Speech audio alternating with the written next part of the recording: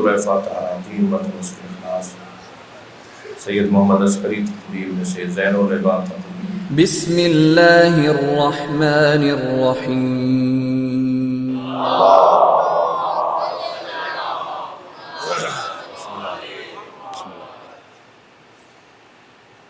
سورہ مبارکہ انفال کی 74ویں آیت ہے۔ اللہ اپنے اس کلام میں ارشاد فرما رہا ہے والذین آمنوا، اور وہ لوگ جو ایمان لائے،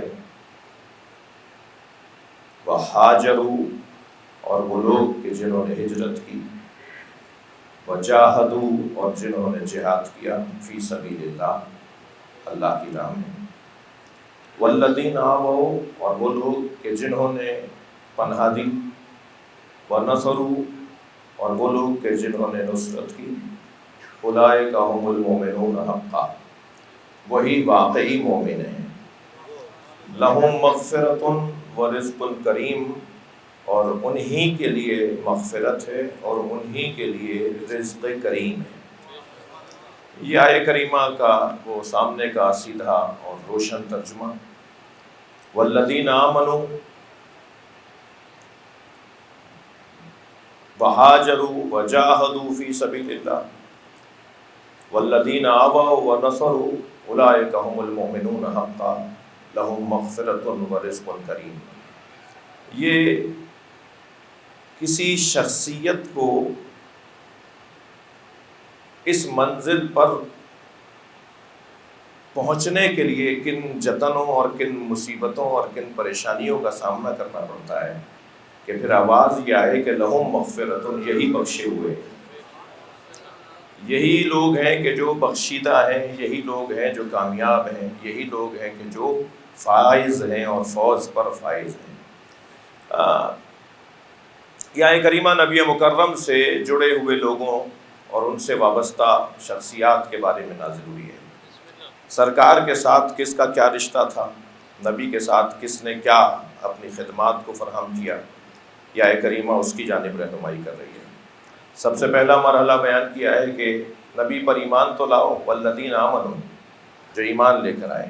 پھر ایمان لانا کافی نہیں ہے بلکہ وہاجروا، نبی کے ساتھ ہجرت بھی تو کی ہو۔ اب ایک مرتبہ آہستہ آہستہ مقام اور منزلت بڑھتی چلی جا رہی ہے۔ جو ایمان لائے مگر ہجرت نہیں کی، یا صرف ایمان لائے اور پھر صرف ہجرت کی، مگر بعد والا مرحلہ ہے وجاہدوا، جہاد بھی کیا ہو، صرف ہجرت نہ کی ہو بلکہ جہاد بھی کیا ہو، اور یہ جہاد بھی حصول معاش کے لیے نہ ہو اور تسکین مزاج کے لیے نہ ہو۔ ایک صلوات پڑھیں ذرا محمد وعلى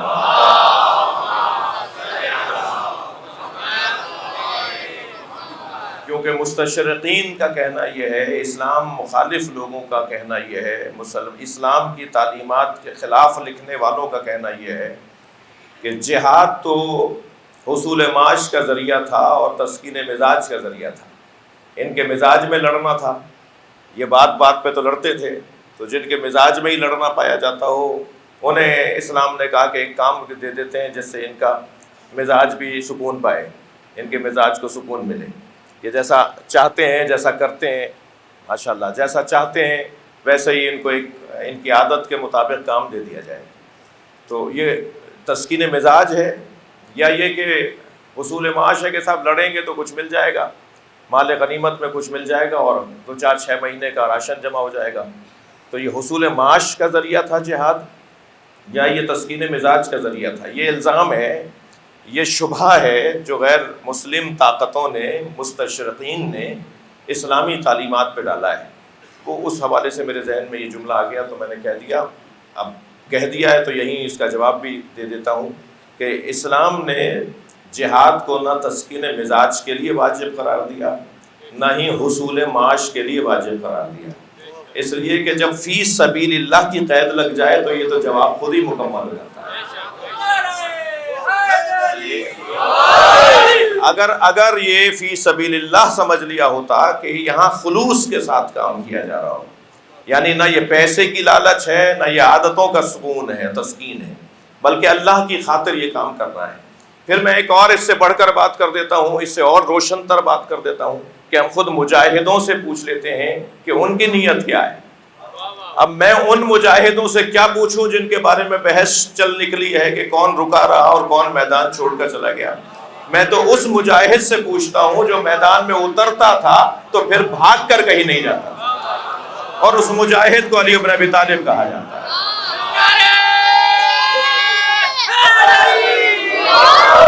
واحد مجاہد ہے علی مولا کی ذات جو میدان میں جاتے ہی رکنے کے لیے تھے.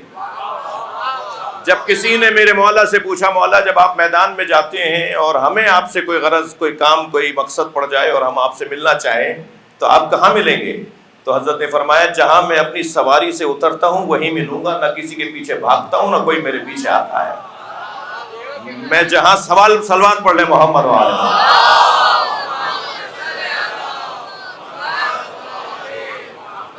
بات مولا کے جہاد کی آئی ہے تو ایک جملہ اور مولا کا مجھے حیدری صاحب یاد آ گیا. مولا سے پھر کسی نے پوچھا کہ یا علی جب آپ میدان میں اترتے ہیں تو پہلے کسے مارتے ہیں؟ پہلے کسے مارتے ہیں؟ سواری پر سوار دشمن کو, لوہا جس نے زیادہ پہنا ہوا ہو, جس کا قد بڑا لمبا ہو, کس کو پہلے مارتے ہیں آپ؟ کہ آپ کے پیش نظر آپ کا دشمن کون سا دشمن ہوتا ہے جسے آپ پہلے مارنا چاہتے ہیں؟ تو مولا مسکرائے, مولا نے فرمایا میں سرداروں کو مارتا ہوں, مزدوروں کو نہیں مارتا. میں خون کم سے کم گرانا چاہتا ہوں تاکہ میدان میں خون کم گرے. بڑے لوگوں کو مار دیا جائے, چھوٹے لوگ تو انہی کی وجہ سے آئے تھے. صلوات پڑھیں ذرا محمد وعلیہ. اور یہ آپ کو پتا ہے کہ سرداروں کو مارنے کا نتیجہ پھر کربلا کی صورت میں سامنے آیا. سرداروں کو ہی تو مارا تھا جو کربلا میں بدلہ لیا گیا ہے. علی بن ابی طالب نے یہ نہیں دیکھا. اب مولا سے کسی نے پوچھا کہ جہاد کا مقصد کیا ہے, تو مولا نے جو جہاد کی تعریف کی ہے وہی جہاد کا مقصد ہے, اور وہی جواب ہے ان لوگوں کو جو یہ کہتے ہیں کہ اسلام نے جہاد اس وجہ سے رکھا ہوگا. حضرت نے فرمایا اعلاء کلمت اللہ واقامت شعائر الایمان. مولا علی فرماتے ہیں ایمان کے تقاضوں کو جلا بخشنے کے لیے اور اخلاقی درجوں کو بڑھانے کے لیے اللہ نے جہاد کو قائم کیا ہے. جہاد میرے بچوں جوانوں, جہاد در حقیقت کسی بات کو سمجھنے میں جو رکاوٹیں ڈالی جاتی تھیں, ذہن آزاد نہیں ہے, سوچنے پر پابندی ہے, بات نہیں کرنے دے رہے, سوچنے نہیں دے رہے, یہ جو سوچنے پر پابندیاں لگائی جاتی تھیں اس پابندی اور اس رکاوٹ کے ہٹانے کو جہاد کہا جاتا ہے. لوگوں کو آزاد کرو بھائی. صلوات پڑھیں محمد وعلیہ. لوگوں کو کچھ سرداروں کی گرفت سے آزاد کرو, لوگوں کو کچھ قبائل کے بڑوں کی گرفت سے آزاد کرو, انہیں سوچنے کا موقع دو, انہیں آزاد کرو. جہاد در حقیقت اسیر, لہذا جب بھی کسی کو اسیر بنا کے لایا جاتا تھا, نبی مکرم اکثر جہاد جب جیت کر لوٹتے تھے, حضرت کے اصحاب خاص طور پر جو مجاہدین میں صف اول مولا کائنات کا وجود, تو جو اسیر لائے جاتے تھے تو ان اسیروں کے ساتھ معاملات طے پاتے تھے. ان میں جو پڑھے لکھے لوگ ہوتے تھے ان کو شرط لگائی جاتی تھی کہ ہمارے اتنے لوگوں کو پڑھاؤ گے تو تمہیں آزادی مل جائے گی, تمہیں آزاد کر دیں گے. تم یہ ہنر جانتے ہو, ہمارے لوگوں کو ہنر سکھا دو, ہم تمہیں آزاد کر دیں گے. یعنی وہ بھی جو اسیروں کو بھی اگر کبھی اپنے پاس رکھا تو ان سے پورے معاشرے کی خدمت لی گئی اور پھر انہیں آزاد کر دیا گیا. تو پہلا مرحلہ ہے ایمان کا, کہ جو ایمان لائے میرے نبی پر, اور پھر وہ لوگ کہ جنہوں نے میرے نبی پر ایمان لانے کے بعد ہجرت کی, اور پھر ہجرت کے بعد جنہوں نے فی سبیل اللہ جہاد کیا. اچھا, یہاں والذین آمنوا وہاجروا وجاہدوا فی سبیل اللہ کے کہنے کے بعد آیت نے وہی رخ دوبارہ سے اختیار کیا. پھر دوبارہ والذین آیا ہے. ایک الذین کے ساتھ تین باتیں اللہ نے کر دیں, ایمان, ہجرت, جہاد. تو اب آواؤ و نصرو بھی اللہ کہہ دیتا اسی والذین کے ساتھ. قرآن فہمی اور ادبی ظرافتوں کا شوق رکھنے والے ذرا توجہ کریں. اس آیت میں 2 دفعہ الذین کا لفظ آیا ہے. وہ اللہ چاہتا تو ایک دفعہ کے ہی الذین کے لفظ کے ساتھ وہ 5 لوگوں کا تذکرہ کر دیتا, کہ جس میں پہلے مومن ہیں, دوسرے مہاجر ہیں, تیسرے مجاہد ہیں, چوتھے پناہ دینے والے ہیں, اور 5ویں مدد کرنے والے ہیں. ایک ہی والذین کے ساتھ کہہ دیتا اللہ، لیکن اللہ نے والذین آمنوا وہاجروا وجاہدوا یہ کہنے کے بعد فی سبیل اللہ یہ کہنے کے بعد پھر دوبارہ کہا ہے والذین آواؤ، اور وہ لوگ، یعنی خاص طور پر انہیں ذکر کیا ہے، یعنی مومنوں کو، مہاجروں کو، فی سبیل اللہ مجاہدوں کو بیان کرنے کے بعد پھر دو صفت رکھنے والوں کو علیحدہ سے خاص طور پر بیان کیا ہے۔ والذین آواؤ، اور وہ لوگ کہ جو جنہوں نے میرے نبی کو پناہ دی، پناہ دینے والے، جنہوں نے میرے نبی کو پناہ دی، وَنَصَرُوا، اور جنہوں نے میرے نبی کی مدد کی، اولئک هم المؤمنون حقا، یعنی وہ جو مومن ہیں، وہ جو مہاجر ہیں، وہ جو مجاہد ہیں، ان کے مقام سے ہٹ کر ان کا مقام بلند ہے۔ کن کا مقام بلند ہے؟ جنہوں نے میرے نبی کو پناہ دی اور جنہوں نے میرے نبی کی مدد کی۔ اولئک هم المؤمنون حقا، یہی واقعی مومن ہے۔ اب دنیا کو کہنے دیجئے کہ ابو طالب نے کلمہ نہیں پڑھا، قرآن تو یہ کہہ رہا ہے کہ جنہوں نے پناہ دی وہی واقعی مومن ہے۔ صلوات پڑھیں محمد و آل محمد۔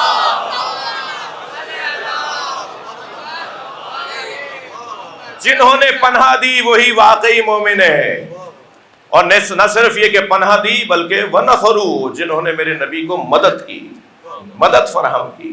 اولئک هم المؤمنون حقا، وہی واقعی مومن ہے۔ اور بات یہاں رکی نہیں، لہم مغفرتن، انہی کے لیے مغفرت ہے۔ تم کتنی ہی موٹی موٹی کتابوں میں لکھ دو کہ معاذ اللہ حضرت ابو طالب پنڈلیوں تک دوزخ میں ہے، معاذ اللہ، یہ حدیث ہے بھائی، ان کے عزازہ، حدیث زہزہہ کہلاتی ہے یہ، کہ حضرت ابو طالب کو اللہ نے معاذ اللہ ادھر رکھا ہوا ہے جہاں پنڈلیوں تک ان کو عذاب ہو رہا ہے، معاذ اللہ، یہ ان کے یہاں حدیث ہے۔ تو قرآن کچھ اور کہہ رہا ہے، اور ہمارے ہاں تو اصول میرے مولا صادق نے یہ دیا ہے کہ اگر کوئی حدیث آیت سے ٹکرائے تو اسے دیوار پہ مار دو۔ ہم وہ کچھ کہتے ہی نہیں جو قرآن سے ٹکرائے، وہ ہمارا قول ہی نہیں ہوتا جو قرآن سے ٹکرا جائے۔ لہٰذا قرآن یہ کہہ رہا ہے جنہوں نے میرے نبی کو پناہ دی اور جنہوں نے میرے نبی کی مدد کی، اولئک هم المؤمنون حقا، وہی واقعی مومن ہے۔ لہم مغفرتن، انہی کے لیے مغفرت ہے، انہی کے لیے مغفرت ہے۔ مگر آیت کا جو آخری حصہ ہے نا، میں اس سے ذرا لطف لینا چاہتا ہوں تاکہ آپ کو لطف منتقل ہو۔ لہم مغفرتن و رزق کریم، اور انہی کے لیے رزق کریم ہے۔ تو اب مجھے ایک جملہ کہنے دیجئے کہ اللہ رزق ابو طالب کے گھر میں اتارتا ہے، ہم تو فیل میں کھاتے ہیں۔ رزق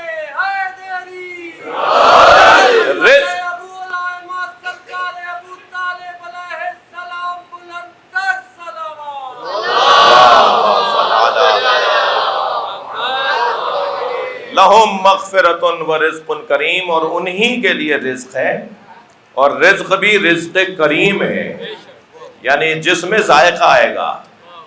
بہت سارے کھانے آپ کھاتے ہیں، اس کا کیا مطلب ہے؟ بہت ساری غذائیں آپ کے سامنے رکھی جاتی ہیں مگر ان میں ذائقہ نہیں ہوتا، پرانی زبان میں کہتے تھے ان میں سواد نہیں ہوتا، بے سواد ہوتے ہیں۔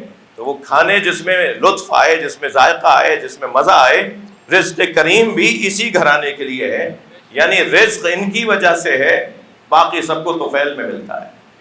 شخصیات تشریف فرما ہیں ہمارے ساتھ، یہ کبھی کبھی ہوتا ہے کہ مثلا جام فیروز تماچی صاحب نے، سردار صاحب نے ہمیں اپنے گھر بلایا، کتنے لوگ آئیں گے؟ ہم نے کہا جی، جیسے ڈاکٹر صاحب نے پوچھا جی کتنے لوگ آئیں گے، ہم نے کہا جی اتنے لوگ آئیں گے، اور بعد میں معلوم ہوا کہ وہ 2 برابر ہو گئے۔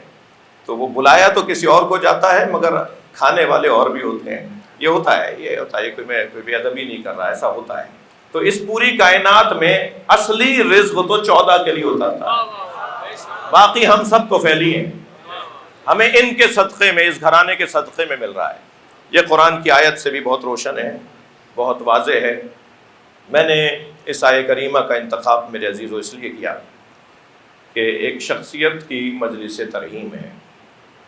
میں خود اپنے بچپن سے، کم سنی سے انہیں پاکستان کی خدمت کرتے ہوئے دیکھ رہا تھا، پھر ان کے ساتھ عزیزداری اور برادری اور ایک خاندانی تعلق جب اور مضبوط ہوا تو اور قریب سے چیزوں کو دیکھا۔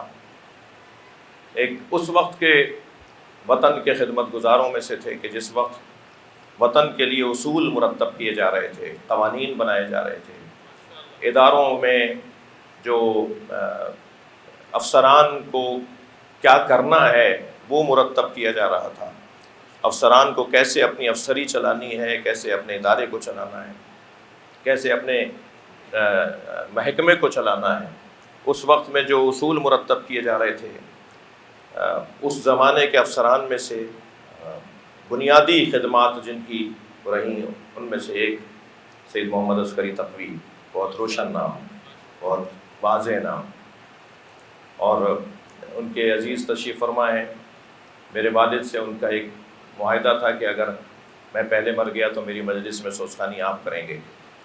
وہ کہتے تھے میرے والد کے لیے کہ جب یہ آس اٹھاتے ہیں، جب یہ سوچ شروع کرتے ہیں تو ان کے پڑھنے پر ہی میری آنکھوں میں آنسو آ جاتے ہیں۔ تو بہت زیادہ تعلق تھا ہمارے خانوادے کے ساتھ، مگر قسمت یہ کہ کچھ دن پہلے قبلہ گاہی کا بھی انتقال ہوا، اور اب ہمارے یہ بزرگ بھی ہم سے رخصت ہو گئے۔ تو سب کو جانا ہے، سب اس دنیا میں آئے ہیں جانے کے لیے،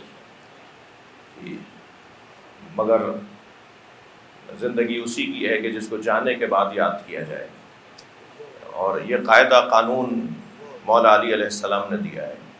مولا فرماتے ہیں خالط الناس مخالطتاً، مولا علی کا قول سنا رہا ہوں، اور میں یہ مبلغ ہوں، بار بار یہ جملہ کہتا ہوں اپنی تقریروں میں، بہت ہی زیادہ بولنے کے نقصانات بھی ہیں اور ان میں سے کچھ فائدے بھی ہیں۔ وہ یہ کہ بعض آیات ہیں قرآن کی اور بعض احادیث ہیں نبی مکرم کی، مولا علی کے فرامین ہیں، اقوال ہیں، احادیث ہیں، ائمہ اہل بیت کی احادیث ہیں، جنہیں فریم کروا کے، تغرہ بنوا کے اپنے آفسوں میں، اپنے اداروں میں لگانے کی ضرورت ہے، جو ہمارے رویوں سے تعلق رکھتی ہیں، احادیث جن کا تعلق ہمارے رویوں کے ساتھ ہے۔ یعنی ہم آتے جاتے اس کو پڑھیں گے تو شاید اس دن اچھا فیصلہ کر لیں، شاید اچھا قلم چلا لیں، شاید اچھی رائے دے دیں کسی بھی مرحلے پر۔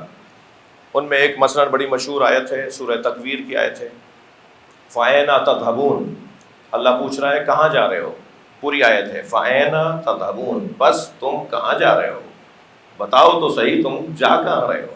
یہ اللہ ہم سے مکمل آیت ہے جو پوچھ رہا ہے، یعنی آتے جاتے یہ آیت ہم سے بات کر رہی ہے کہ کہاں جا رہے ہو۔ جانے کا جواب ہے تو جاؤ، ورنہ کہاں جا رہے ہو۔ اللہ کو جواب نہیں دے سکتے تو کیوں جا رہے ہو۔ آتے جاتے اللہ ہمارے قدموں پر، ہماری حرکتوں پر، ہمارے اقدامات پر، ہمارے فیصلوں پر ہم سے پہلا سوال یہ کرتا ہے کیا کر رہے ہو، کیوں کر رہے ہو، کہاں جا رہے ہو۔ صلوات پڑھے ذرا محمد وعلیہ۔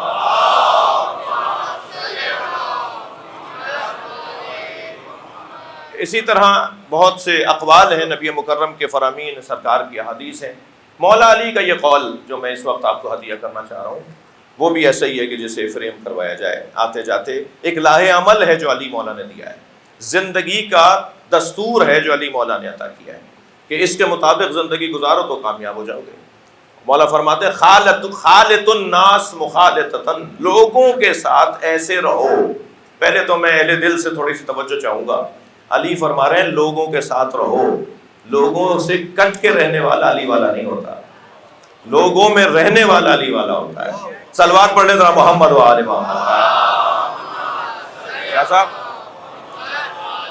خالط الناس مخالطتاً، لوگوں کے ساتھ رہو، ایسے رہو اور ایسے رہو کیسے، ان عشتم حنوا الیکم، اگر زندہ ہو تو لوگ ملنے کے مشتاق ہوں، وَإِن مُتُّمْ بَكُوا عَلَيْكُمْ، اور اگر مر جاؤ تو آنکھوں میں آنسو آ جائے تمہارے مرنے پر۔ ایسے رہو، یعنی مشتاق دیدار بھی رہیں جب تم زندہ ہو، اور تمہارے مرنے پہ لوگ افسوس کریں کہ کیسا آدمی چلا گیا، کتنا بڑا آدمی چلا گیا، یہ کتنا عظیم انسان تھا چلا گیا۔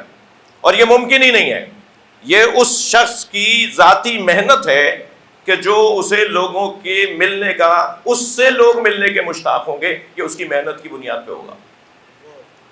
جی، منہ چرا کے، آنکھیں بچا کے، گردن موڑ کے، بچ کے نکل جانا کہ سامنے سے فلاں صاحب آ رہے ہیں، یہ انسان ناکام انسان ہے، یہ انسان فیل ہو گیا، یہ انسان زندگی کے اندر کامیاب نہیں رہا کہ جس سے ملنے سے لوگ گھبراتے ہوں، جس سے بات کرتے ہوئے لوگ ڈرتے ہوں، جس کی زبان سے لوگ محفوظ نہ ہوں، جس کے ہاتھ سے لوگ محفوظ نہ ہوں۔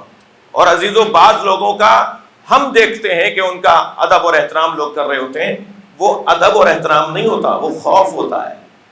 یعنی اگر کسی کا احترام خوف کی بنیاد پر کیا جا رہا ہو تو وہ علی والا نہیں ہے۔ نہیں احترام کریں گے، ان کے ساتھ ایسا کر دیں گے تو یہ ہو جائے گا۔ جو ڈر کر احترام کرواتا ہو، ڈرا کر احترام کرواتا ہو، صلوات پڑھے ذرا محمد و آل محمد۔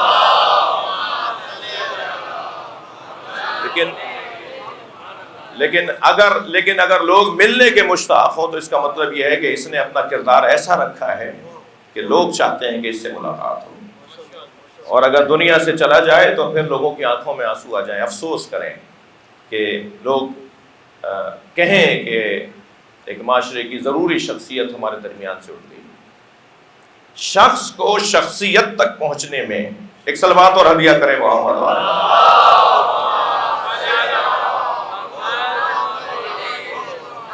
شخص کو شخصیت تک پہنچنے میں بڑی صعوبتوں اور مصیبتوں کا سامنا کرنا پڑتا ہے۔ کوئی شخص شخصیت نہیں بن سکتا جب تک کہ وہ زحمتیں نہ اٹھائے۔ ممکن ہے یہ جوان پوچھے کہ کیا فرق ہے شخص اور شخصیت میں؟ شخص ہمارا خاندانی فطری پس منظر اور تعلق ہے جو ہمارا تعارف کرواتا ہے۔ مثلا فرض کریں جناب مہدی صاحب رہبر تقوی صاحب کے بارے میں پوچھا جائے جی ان کا نام کیا ہے، تو ان کا نام بتایا جائے گا۔ ان کے والد کا نام سید محمد، ان کے دادا کا نام زین العباد، نام دادا آبا و اجداد کا بتایا جائے گا۔ کرتے کیا ہیں؟ یہ جو تعارف ہو رہا ہوتا ہے کس قبیلے سے ہیں، کس خاندان سے ہیں، یہ شخص کا تعارف ہے جس میں 90% اس کی ذاتی کوئی ذاتی کمال نہیں ہوتا۔ میں فلاں بڑے آدمی کا پوتا ہوں تو اس میں میرا کون سا کمال ہے، میرے والد ایسے تھے تو اس میں میرا کون سا کمال ہے جی۔ پدرم سلطان بود بھائی آپ کون ہیں یہ بتائیے۔ جب سوال ہو، جب جواب ہو کہ آبا و اجداد ایسے تھے تو یہ شخص کا تعارف ہے، اور جب جواب ہو کہ یہ ایسے ہیں تو یہ شخصیت کا تعارف ہے۔ جو دوسروں کی محنتیں ہمیں اعزاز عطا کرتی ہیں، ہمارے بڑوں کی، ہمارے خاندان کی، کس خاندان بھائی ان کے خاندان میں فلاں اور ان کے خاندان میں فلاں، تو یہ شخص کا تعارف ہے۔ اس میں میں نے کیا کیا ہے، میری کون سی محنت ہے۔ اور اس کے لیے قرآن مجید نے رہنمائی فرمائی کہ ان ہیا الا سمیتموہا، یہ جو تمہارا تعارف ہوتا ہے نا کہ نام یہ ہے، ابا وہ تھے، دادا وہ تھے، قبیلہ ایسا تھا، یہ بس نام گزاریاں ہیں، بس ان ہیا الا یہ ہے اور بس یہی ہے کہ بس تمہارا نام لے دیا گیا کہ تم فلاں کے بیٹے اور فلاں کے پوتے ہو اور فلاں کے بھتیجے اور فلاں قبیلے کے ہو، اس میں تمہارا کیا کمال ہے۔ لیکن جب انسان خود ذاتی محنتوں کی بنیاد پر اور ریاضتوں کی بنیاد پر اپنی کوئی حیثیت بناتا ہے تو اس کو کہتے ہیں شخصیت۔ وہ خاندانی پس منظر کی بنیاد پہ نہیں ہوتا۔ کیسے ہی کتنے ہی لوگ ہیں جن کا خاندانی پس منظر بہت اچھا تھا مگر خود اچھے نہیں تھے، اور اس کے برخلاف بھی ہے کہ خاندانی پس منظر کچھ بھی نہیں تھا اور خود بہت بڑا مقام بنا لیا انہوں نے، تو وہ شخصیت کا تعارف ہے۔ شخص گولی سے، تیر سے، بھالے سے، برچھی سے، پتھر سے، اینٹ سے، جی فائرنگ سے، دھماکے سے شخص مار دیا جاتا ہے، لیکن شخصیت 4 چیزوں سے قتل کی جاتی ہے۔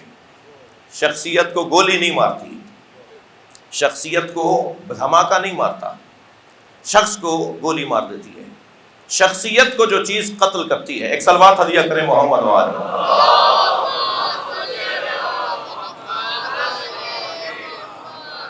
سب سے پہلی چیز جو شخصیت کی قاتل ہے وہ ہے جہالت۔ جہالت شخصیت کش ایک اسلحہ ہے۔ تھک رہے ہیں آپ میری باتوں سے؟ جہالت شخصیت کش اسلحے کو کہا جاتا ہے، ایک ایسا اسلحہ ہے جو شخصیت قتل کرتا ہے۔ سنی سنائی بات کسی نے کان میں ڈال دی تو معلوم انہوں نے اس کو ذبح کر ڈالا، اس کی شخصیت کو ہی توڑ ڈالا۔ جہاں بیٹھے ہیں اس کے بارے میں منفی باتیں کر رہے ہیں، بھائی آپ کس بنیاد پہ بات، اس نے کہا تھا، بھائی اس نے تو غلط کہا ہے، ایسے نہیں ایسے ہے۔ جب معلومات میں اضافہ ہوا تو خود ہی رائے بدل گئی۔ تو اتنے عرصے تک جو آپ اس کو قتل کر رہے تھے وہ جہالت کی بنیاد پر شخصیت کو قتل کر دیا جاتا ہے۔ عزیزان گرامی، سب سے زیادہ جہالت کے خلاف اگر کسی نے جہاد کیا ہے تو اسے جعفر صادق کہا جاتا ہے۔ اللہم صل علی محمد۔ علوم محمدی کو، علوم حیدری کو، علوم الہیہ کو جس نے سجا کر معاشرے کے سامنے پیش کیا وہ امام جعفر صادق تھے۔ جب امام اعظم ابو حنیفہ سے میرے سنی بھائی بھی تشریف فرمائے، جب ان سے پوچھا کہ آپ کتنے سال کے ہیں تو 70 سال کی عمر میں انہوں نے فرمایا میں 2 سال کا ہوں۔ امام اعظم نے 70 سال کی عمر میں فرمایا میں 2 سال کا ہوں۔ تو پوچھنے والے نے کہا جی آپ کی عمر حضور، آپ کی عمر تو خاصی نظر آ رہی ہے، آپ فرما رہے میں 2 سال کا ہوں۔ فرمایا لولا السنتان لہلک النعمان، وہ 2 سال جو جعفر صادق کی خدمت میں رہا اگر وہ نکال دو تو میرا وجود ہی نہیں ہے، میرے پاس جتنی مضبوطی ہے وہ 2 سال کی وجہ سے۔ صلوات پڑھے ذرا محمد و آل۔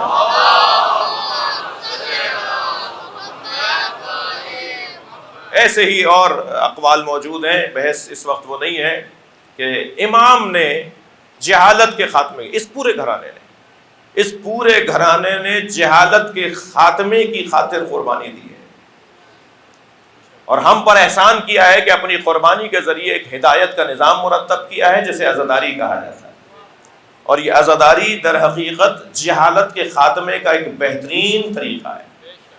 یہ چھوٹا سا بچہ بھی کچھ لینے آیا ہے، وہ بزرگ بھی کچھ لینے آیا ہے، وہ سیاستدان بھی کچھ لینے آئے ہیں، وہ مثال کے طور پر سیکٹری صاحب بھی کچھ لینے آئے ہیں، وہ ڈاکٹر بھی، وہ ککڑی بیچنے والا بھی، وہ مالک بھی، وہ مزدور بھی، ہر شخص یہاں کچھ نہ کچھ لینے کے لیے آیا ہے۔ ہم سب یہاں امام حسین کی بارگاہ میں طالب علم بن کے بیٹھے ہیں، اور یہ واحد دنیا کی یونیورسٹی ہے کربلا یونیورسٹی۔ یہ کربلا یونیورسٹی واحد یونیورسٹی ہے کہ اس کے کیمپس جگہ جگہ بنے ہوئے ہیں، اور آنے والے عقیدت کے ساتھ آتے ہیں، کسی لالچ میں نہیں آتے۔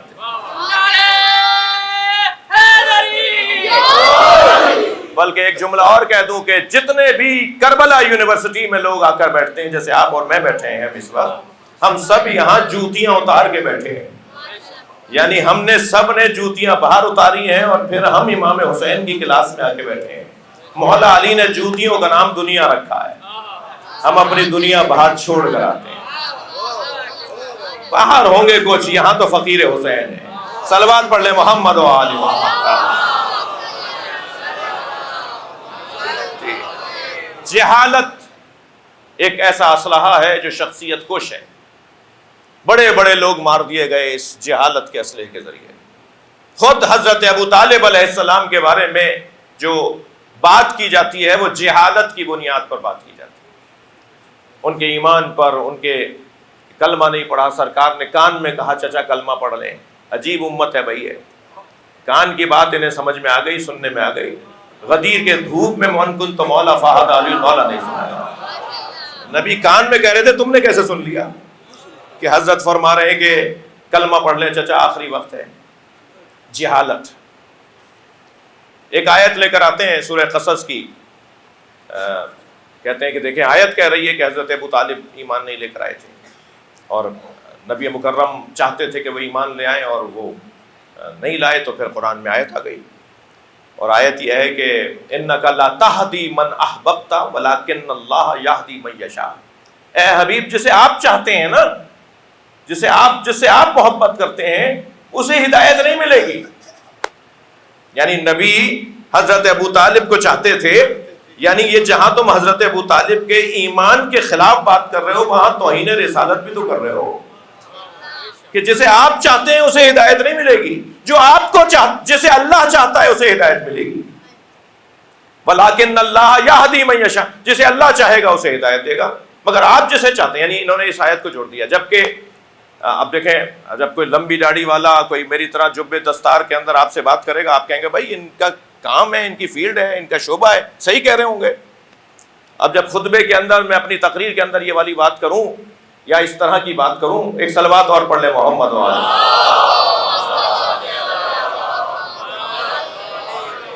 تو علماء کرام تشریف فرما ہیں، اب میں انہیں زحمت نہیں دینا چاہ رہا کہ آگے تشریف لے آئیں، مگر ان کا آنا مجھے احساس ہے، اس کا ان کا ادب ہے، احترام ہے۔ آپ سب کی حفاظت کے لیے، اہل علم کی حفاظت اور ان کی توفیقات میں اضافے کے لیے ایک اور صلوات۔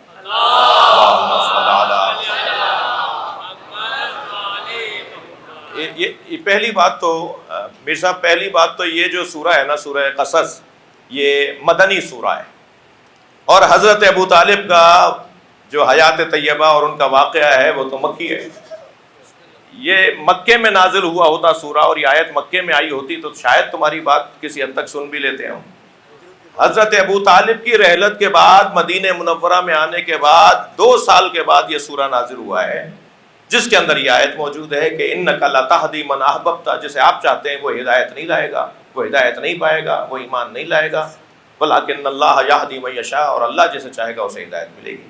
تو پہلے تو یہ آیت وہاں کی ہے ہی نہیں بھائی، حضرت ابو طالب سے اس کا تعلق ہی نہیں۔ حضرت ابو طالب رحلت فرما چکے تھے مکے کے اندر، اور پھر نبی مکرم نے ہجرت فرمائی اور پھر ہجرت کے بعد مدینہ تشریف لائے اور وہاں یہ آیت نازل ہوئی، سورہ نازل ہوا جس میں یہ آیت نازل ہوئی۔ دوسری بات یہ کہ اس میں آپ توہین رسالت کر رہے ہیں کہ جیسے آپ چاہتے ہیں وہ ہدایت نہیں پائے گا جی۔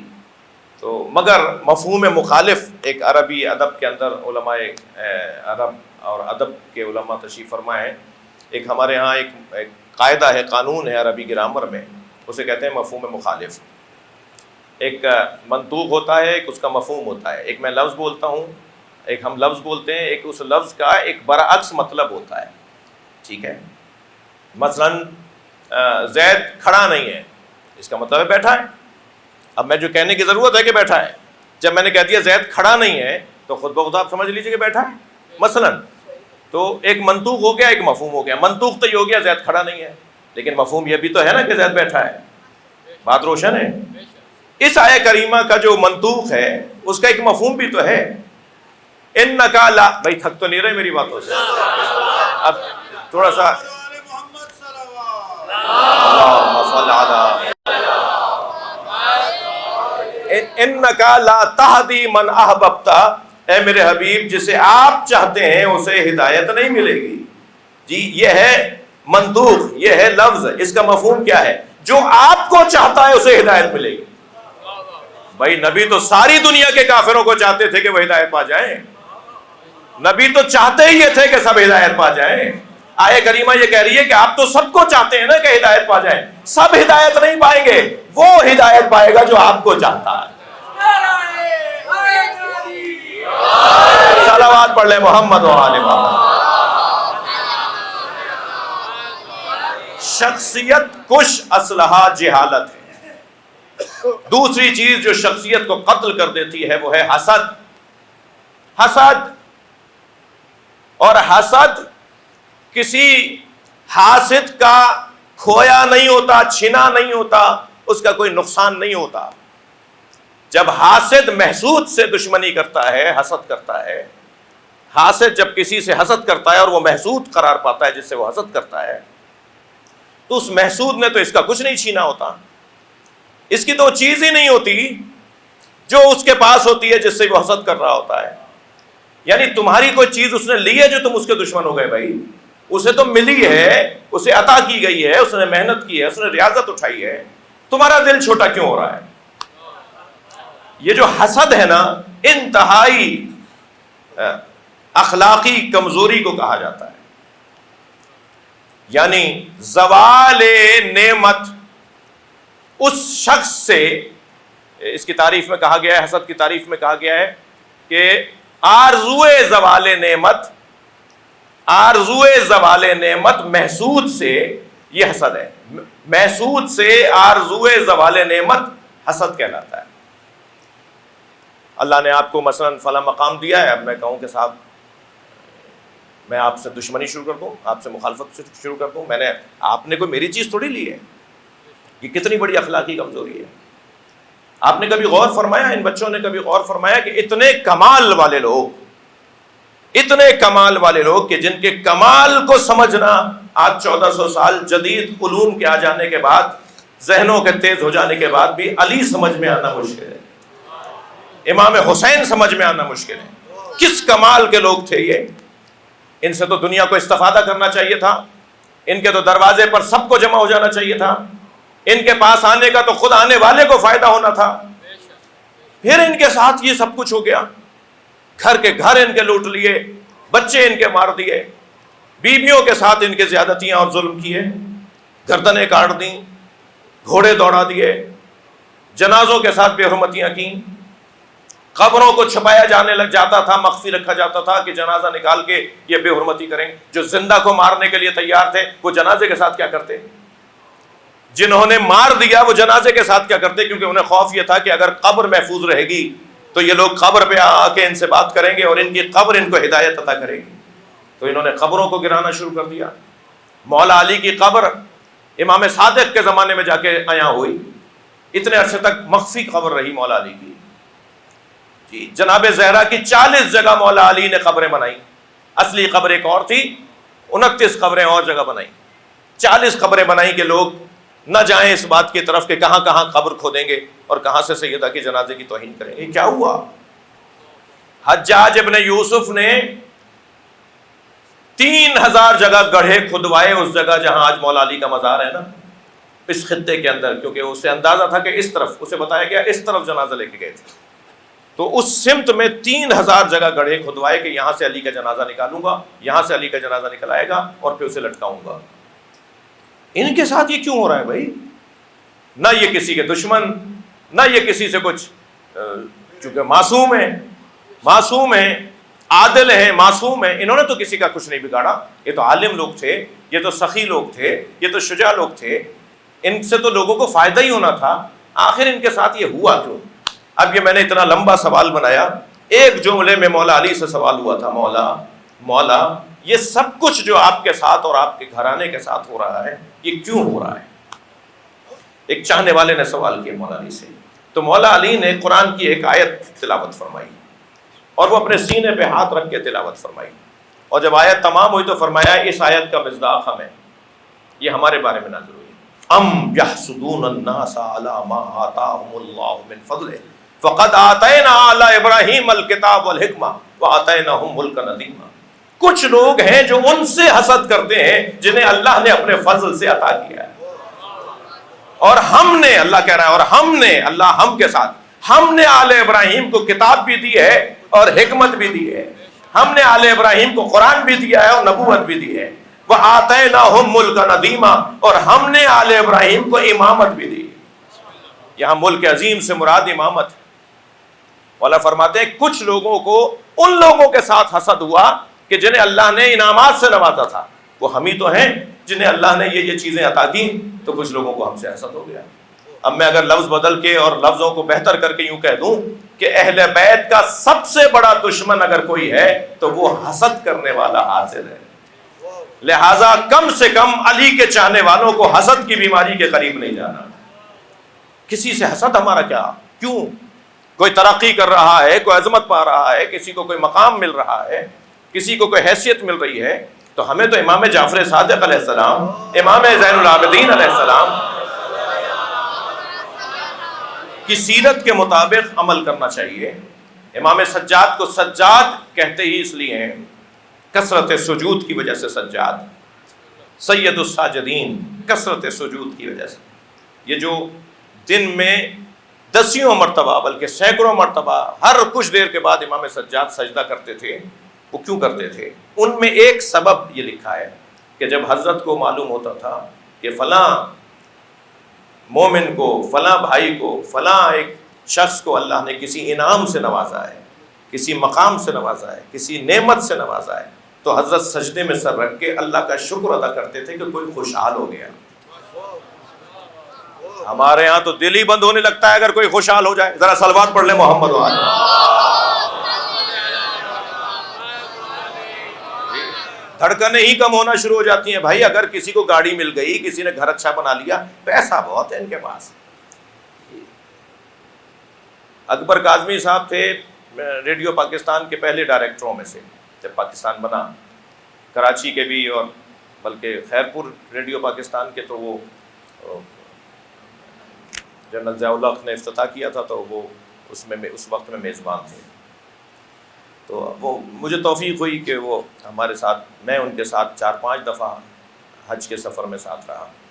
تو بڑا اچھا جملہ تھا ان کا، اقبال شاہ صاحب میں ہدیہ کر رہا ہوں، بڑا اچھا جملہ تھا۔ وہ فرماتے تھے کہ لوگوں کو دوسروں کی 2 چیزیں زیادہ نظر آتی ہیں۔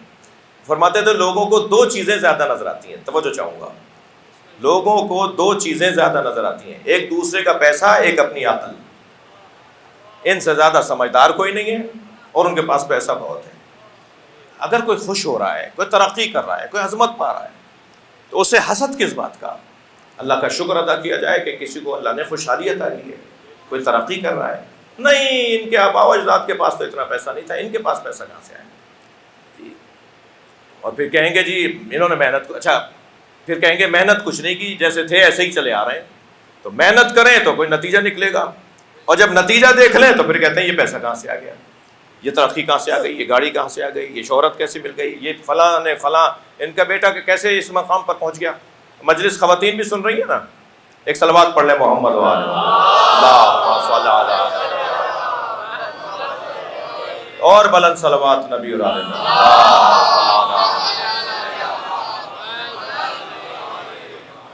تھک تو نہیں رہے، تسلی دیجیے میرا۔ پہلا اسلحہ جو شخصیت کش ہے وہ جہالت ہے، دوسرا حسد ہے، تیسرا بتا دوں آپ کو بغض، کینہ، بغض۔ معاف کیجیے گا تھوڑا سے بات سخت نہ ہو جائے، شکل و صورت تو انسان کی ہے مگر مزاج میں یہ اونٹ ہے، کینہ دل میں بٹھاتے ہیں اپنے۔ 20 سال پرانی بات ان کے دل سے نکل نہیں رہی، ان کے دماغ سے 15 سال پرانی بات نہیں نکل رہی، یہ کینہ پرور ہے، کینہ پرور ہے، کینہ پالتے ہیں، پرور، یہ کینہ پالتے ہیں۔ 10 سال 20 سال تک بات ہی دماغ سے نہیں نکل رہی، تم نے مجھے یہ کہہ دیا تھا، ارے بھائی اس کے بعد 50 دفعہ آپ سے مل چکے ہیں۔ یہ جو کینہ اور بغض ہے یہ عزیزان گرامی شخصیت کش ہے، شخصیت کو مار دیتا ہے۔ لہذا تاریخ میں اگر آپ دیکھیں تو سب سے ایک منفرد شخصیت حضرت ابو طالب کی، اور وہ انہی تینوں اسلحوں سے قتل کی جاتی ہے، کی جا رہی ہے۔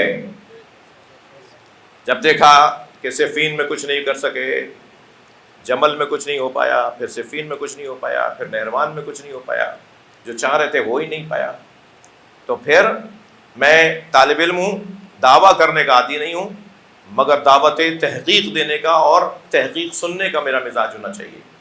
حضرت ابو بکر، حضرت عمر، حضرت عثمان کے زمانے میں ایمان ابو طالب پر کوئی بات ہی نہیں تھی، ایمان ابو طالب موضوع ہی نہیں تھا مسلمانوں کا۔ ان ادوار میں مولا علی کے بابا کے بارے میں کوئی بات ہی نہیں کرتا تھا، اور بات ہوتی تھی تو اچھی ہوتی تھی، لیکن جب دیکھا شام کے حاکم نے کہ میرا کچھ بن نہیں پا رہا، میں کچھ کر نہیں پا رہا، تو وہاں سے ایک اعصابی جنگ کا آغاز ہوا۔ جی جنگیں دو طرح کی ہوتی ہیں نا، ایک گرم جنگ ہوتی ہے اسلحے سے لڑی جانے والی، اور ایک اعصاب کی جنگ ہوتی ہے جسے سرد جنگ کہتے ہیں۔ یہ دو اصطلاحیں ہیں نا، گرم جنگ اور سرد جنگ۔ جو گرم جنگ ہے وہ اسلحے سے لڑی جاتی ہے، جو سرد جنگ ہے نا وہ اعصابی جنگ ہوتی ہے۔ اگرچہ اسلحہ استعمال کرنے والا مجاہد بھی جب تک اس کے اعصاب مضبوط نہ ہو وہ اچھی تلوار نہیں چلا پاتا۔ میدان میں وہی اچھا مقابلہ کر پائے گا دشمن کا جس کے اعصاب مضبوط ہوں گے۔ یعنی گرم جنگ بھی سرد جنگ کی مرہون منت ہے، اعصاب کی مضبوطی۔ اب اعصاب، آپ نے اس جنگ میں کچھ نہیں کر پائے، اس جگہ کچھ نہیں کر پائے، لیکن آپ ایک مرتبہ پریشان کر دیں، آپ ایک مرتبہ ذہن پر دباؤ لے آئیں، آپ اس کے احساسات کو مجروح کر دیں، اس کے دماغ پر اثر ہونے لگے وہ یہ سوچ کے کہ یہ کیا بول دیا، یہ کیا کر دیا۔ لہٰذا جب دیکھا کہ کچھ نہیں کر سک رہے ہم علی کا، تو پھر یہ بحث شروع ہوئی تھی شام سے کہ علی کے بابا نے تو کلمہ ہی نہیں پڑھا، علی کے بابا تو مومن ہی نہیں تھے۔ یہ شخصیت کشی، عزیزان گرامی، ایک شخصیت کی مجلس ترحیم ہے، میں اپنے مضمون پر بات کر رہا ہوں۔ حضرت ابو طالب کی جو شخصیت بنی یا ہے، وہ حضرت ابو طالب کی شخصیت اپنے جملے کو محسوس کریں گے بھائی، اپنے سچے بچے کی حمایت کرنے کا نتیجہ ہے۔ صلوات پڑھیں نا محمد و آل محمد۔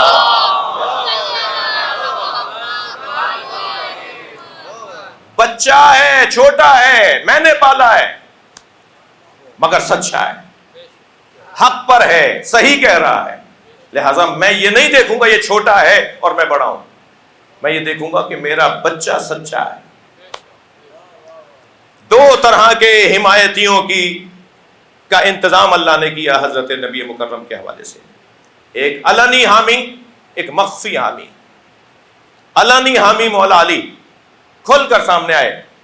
مخفی حامی حضرت ابو طالب. یہ مخفی حامی کا کیا مطلب ہے؟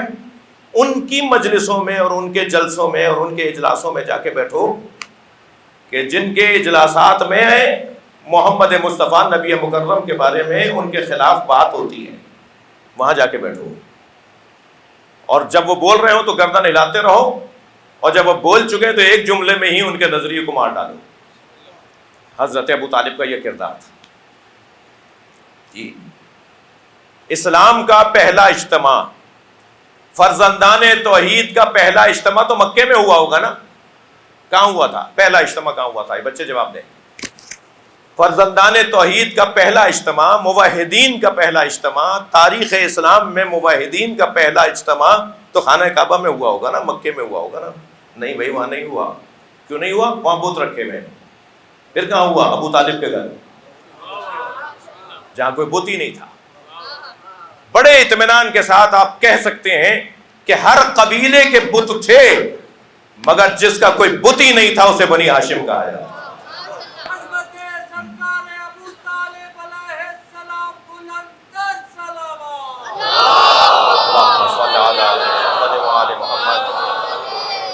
مجھے اندازہ ہے کہ میری گفتگو طول پکڑتی جا رہی ہے، طوالت کا شکار ہو رہی ہے. میں صرف ایک منزل اور آپ سے چاہوں گا. محاذ طریقے، سلیقے، انداز بدل کر ایک ہی نظریے کا دفاع، یہ ابو طالب کی سیرت ہے. محاذ بدلیں گے، طریقے بدلیں گے، انداز بدلیں گے، سلیقے بدلیں گے، مگر ہدف ایک ہی ہے. ہر زمانے میں ایک طرح نہیں چلا جاتا. حالات بدل گئے، طریقہ بدلو. دشمن بدل گیا، تم بھی طریقہ بدلو. دشمن کا طریقہ بدل گیا، تم بھی طریقہ تبدیل کرو.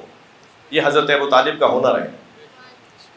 ایک جیسا طریقہ حضرت ابو طالب نے نہیں رکھا، جس کے لیے تفصیل سے میں گریزاں ہوں کہ کہاں کیا آپ نے طریقہ رکھا. آپ نے اپنے سچے بچے کو منوایا اور ان کے ساتھ اپنا ایک بچہ کیا، اور وہ علی ان کے ساتھ نہیں کیا بلکہ علی کی نسل کو ان کے ساتھ کر دیا. کربلا کے میدان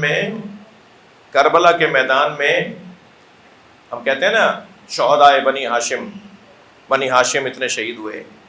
بنی ہاشم کا مطلب تو پھر حضرت ہاشم کے بیٹے حضرت عبد المطلب اور پھر ان کے بیٹے، جس میں نبی مکرم کے بابا حضرت عبداللہ، پھر حضرت مولا علی کے بابا حضرت ابو طالب، پھر 10 بیٹے، حضرت ہاشم کے 10 بیٹے، پھر عبد المطلب کے 10 بیٹے. تو اس کا مطلب یہ کہ حضرت ہاشم کے 10 بیٹوں کی نسلیں بھی قربان ہوئی نا کربلا میں. عبد المطلب کے بچوں کی بچے بھی قربان ہوئے نا کربلا میں، ان کے بچے بھی. ایسا تو نہیں ہے. کربلا میں بنی ہاشم شہید نہیں ہوئے، بنی ابو طالب شہید ہوئے. صرف حضرت ابو طالب کی اولاد کٹی ہے کربلا میں. آل ابو طالب کو کربلا میں مارا گیا ہے. قربانی دی ہے آل ابو طالب نے. ہم محاورتاً کہتے ہیں کیونکہ قبیلے کا نام بنی ہاشم تھا، اس لیے ہم کہتے ہیں. تو یہ ذہن میں نہ رہے، صرف حضرت ابو طالب کی اولاد، ابو طالب کے بچوں کے بچے کربلا میں مارے گئے. 72 شہیدوں میں 58 صرف حضرت ابو طالب کے پوتے پڑپوتے ہیں. اکثریت جو کربلا میں امام حسین کے ساتھ شہید ہوئی ہے وہ گھر کے بچے، گھر کے افراد شہید ہوئے ہیں، گھر والے شہید ہوئے ہیں. 72 میں 58 مولا حسین کے بھائیوں کے بچے، بہنوں کے بچے، چچا کے بچے، آل جعفر، آل عبداللہ، جی آل عقیل، یہ چچاؤں کے بچے مارے گئے ہیں. حضرت جعفر طیار حضرت عقیل کے بچے ہیں. حضرت طالب تو بچپن میں مفقود ہو گئے تھے، گم ہو گئے تھے، لہٰذا ان کی اولاد کا تاریخ میں کچھ نہیں ہے، کچھ نہیں پتہ حضرت طالب کی اولاد. لیکن حضرت ابو طالب کے بیٹے حضرت عقیل، حضرت جعفر، پھر مولا علی، 3 بیٹے، ان تینوں کے بچے کربلا میں، یعنی ابو طالب کی نسل کربلا میں کٹی ہے. میرے مولا سے جب کسی نے حضرت ابو طالب کے بارے میں کچھ کہا تو حضرت نے فرمایا کہ کیا کہتے ہیں ہمارے جد ابو طالب کے لیے؟ تو کہنے لگے کہ وہ کہتے ہیں وہ ایمان نہیں لائے تھے. مولا سجاد نے فرمایا یہ کہنا کہ ابو طالب ایمان نہیں لائے تھے، یہ توہین رسول ہے، یہ توہین رسول ہے۔ پھر فرماتے ہیں اگر محشر میں پوری کائنات کے مومنوں کا ایمان ترازو کے ایک پلڑے میں رکھ دیا جائے اور ابو طالب میرے جد کا ایمان ترازو کے ایک پلڑے میں رکھ دیا جائے تو پوری دنیا کے مومنوں سے زیادہ سنگین ایمان میرے دادا کا ہے، میرے جد ابو طالب کا ہے۔ سب مار دیے کربلا میں، مگر دلوں پر حکومت انہی کی ہے جن کے ہاتھوں میں رسیاں تھیں، جنہیں ٹکڑے ٹکڑے کر دیا گیا تھا۔ آج احترام اور تعظیم انہی کا ہے، دیا ہوا نظام زندگی بھی انہی کا ہے۔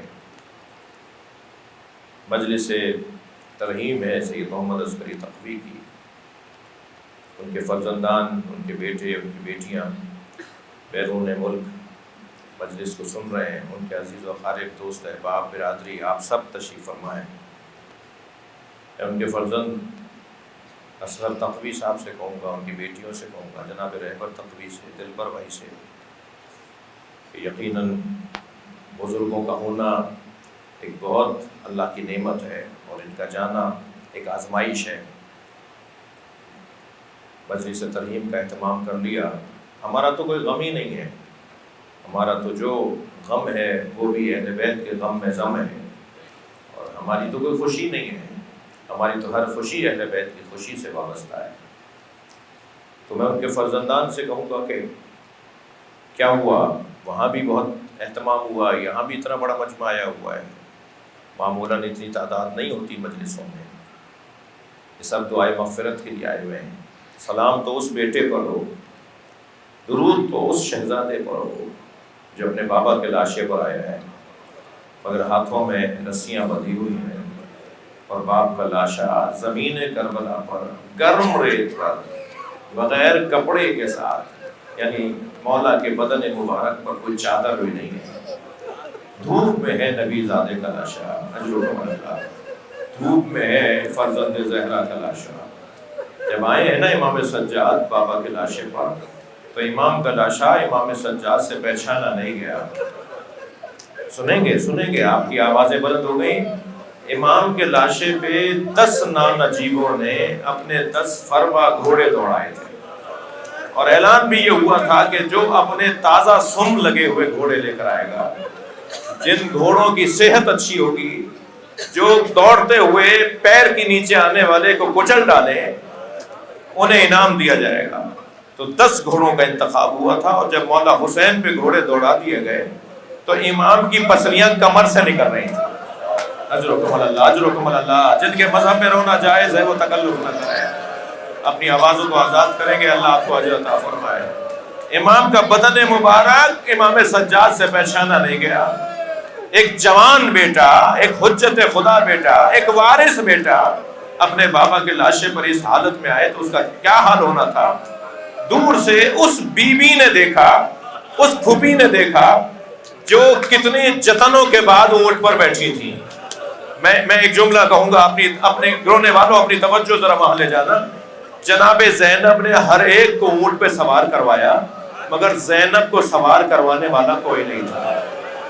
ظالم تازیانہ تازہ کرے کھڑے تھے کہ زینب خود سے اونٹ پر بیٹھے، میری بیوی کیسے اونٹ پر بیٹھی ہوں گی، کس جتن سے بیٹھی ہوں گی۔ جب وہ اونٹ چلنے لگا اور امام اور بیوی نے دیکھا کہ زین العابدین کہاں ہے، تو کیا دیکھا کہ زین العابدین امام حسین کے لاشے کے قریب ہیں اور بابا کے لاشے کو دیکھ رہے ہیں، اور بدن میں کپکپاہٹ طاری ہے، بدن میں لرزہ طاری ہے، چہرے کا رنگ بدل رہا ہے۔ تو جناب زینب نے یہ اندازہ کیا کہ اگر میں نے اتنی دیر کی کہ میں اتروں اور وہاں تک پہنچوں تو کہیں میرا بچہ مر نہ جائے، تو بیوی نے اونٹ کے بیٹھنے کا انتظار نہیں کیا، کھڑے اونٹ سے خود کو گرا دیا۔ اجرکم اللہ، اجرکم اللہ۔ کھڑے اونٹ سے جناب زینب نے خود کو گرا دیا۔ امام سجاد نے جب یہ منظر دیکھا تو پھوپھی کی طرف دیکھ کر کہا، پھوپھی اماں یہ کیا ہوا؟ آگے بڑھے پھوپھی کو سہارا دینے کے لیے، تو بی بی نے فرمایا زین العابدین پہلے تم بتاؤ تمہارا کیا حال ہے۔ فرمایا پھوپھی اماں ذرا 2 قدم آگے آئیے اور بابا کا لاشا دیکھیے اور پھر مجھے حق دیجیے۔ اجرکم اللہ، اجرکم اللہ۔ جب آپ ایسے روتے ہیں نا تو امام جعفر صادق دعا دیتے ہیں، ائمہ اہل بیت بلند رونے والوں کو خاص دعا دیتے ہیں. فرمایا پھوپھی اماں ذرا 2 قدم آگے آئی اور بابا کا لاشا دیکھیے. اب جو جناب زینب آگے بڑھی تو بھائی کا لاشا بہن سے پہچانا نہیں گیا، یعنی امام حسین کا لاشا برابر کی بہن سے پہچانا نہیں گیا. تو آواز دے کر کہا انت اخی زینب، کیا تم ہی زینب کے بھائی حسین ہو؟